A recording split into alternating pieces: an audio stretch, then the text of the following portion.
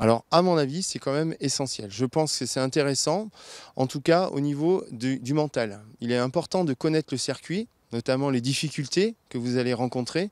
Il y a quelques petites côtes, il y a des passages sur pavé, des virages à droite et à gauche.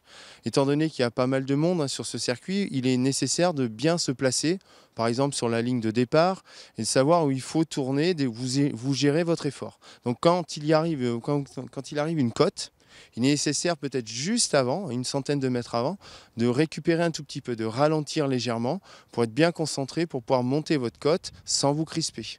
Hein, on raccourcit en général, dans une côte, on raccourcit un petit peu sa foulée. Alors, on peut des fois, certains coureurs préfèrent ne pas du tout connaître et partir à volo comme ça. Mais bon, moi je conseille fortement. Alors c'est pas vraiment un désavantage, vous n'irez pas plus vite ni moins vite, mais quand même la gestion mentale est importante, hein, surtout si c'est votre premier 10 km. Il est quand même important de bien gérer, de savoir où sont les ravitaillements peut-être et de gérer votre effort tout au long des 10 km. Alors je pense que non, parce qu'en fait, en général, sur un 10 km, la difficulté, bien souvent, c'est à partir du 7e kilomètre, hein. Donc la deuxième boucle, automatiquement, avec le premier kilomètre, vous allez partir très vite, l'ambiance festive, vous avez la musique, vous avez le speaker qui va vous pousser. Mais arrivé au 7e kilomètre, vous vous retrouvez un petit peu tout seul, et puis ça commence à être très très dur, hein. Vous avez de l'acide lactique dans les jambes, des toxines.